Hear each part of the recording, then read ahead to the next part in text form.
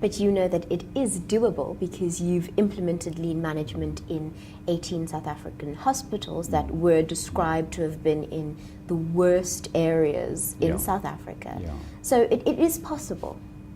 It is, and we also draw on experience from elsewhere in the world.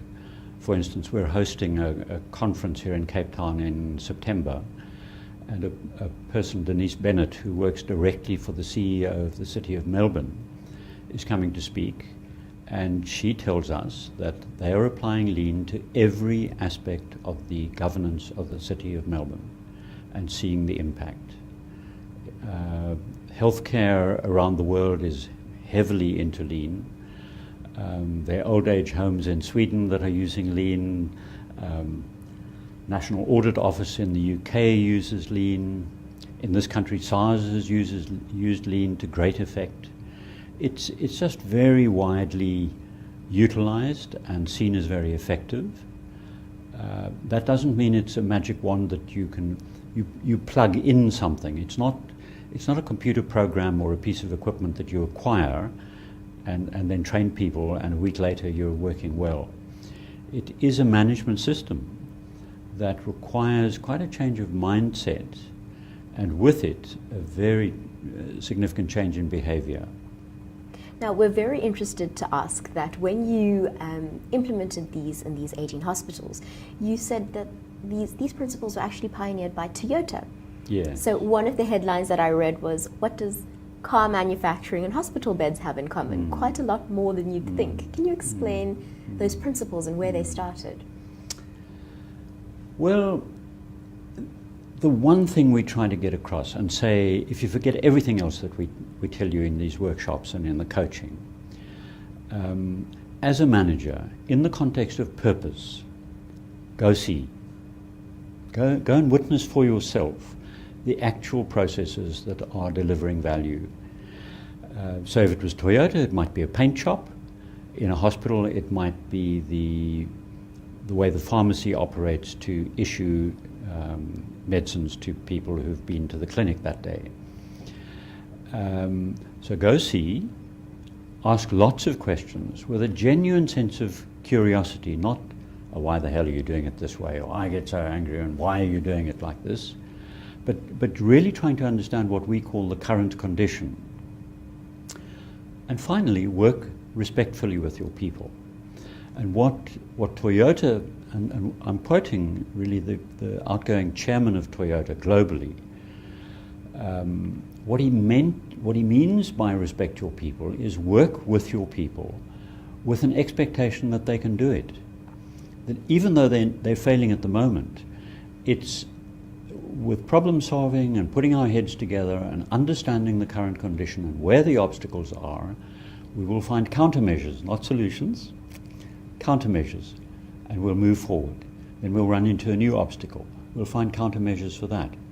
So it's a process very supported by management of the frontline people, essentially driven through questions, because at the heart of the lean system is the creation of thinking people. So firstly, what is the purpose of your department? What is the purpose of your role within this department?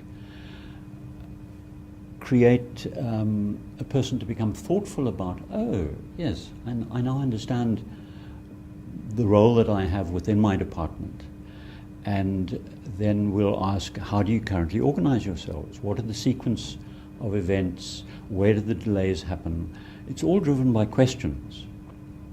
And those questions are designed to create insight. I don't know the answers. I don't have the solutions for whatever situation I go into. And over the last few years, I've worked in a bank, a mine, many factories, a number of hospitals. My colleague has worked mostly in magistrates' courts. And we're just very confident that it doesn't matter what you go into.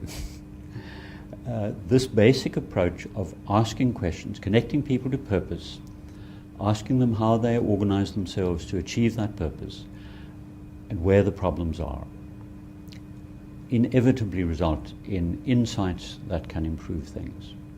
That's especially interesting considering that this has been an election year, and most election years we hear a call for just the complete outing of entire public sectors, Yeah. or the workers in the public sector. We need to get rid of this batch of people and bring in new people.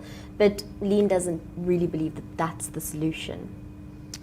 No, of course, in any workforce, including Toyota's, there are individual employees who just don't buy into the purpose.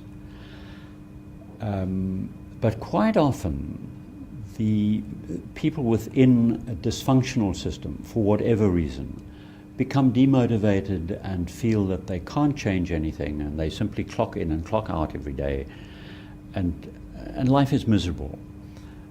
When one connects them to purpose and connects them to a thoughtful reflection on how they've organized themselves, and they begin to participate in actual improvements, it's a complete change of attitude.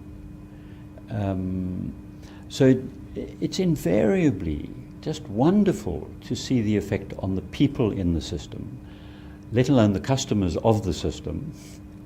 We've had several situations where the patients write little thank you notes for the improvement.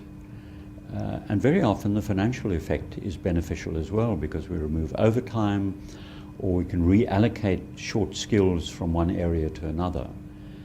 Because in those overburdened situations, people often feel we need more people.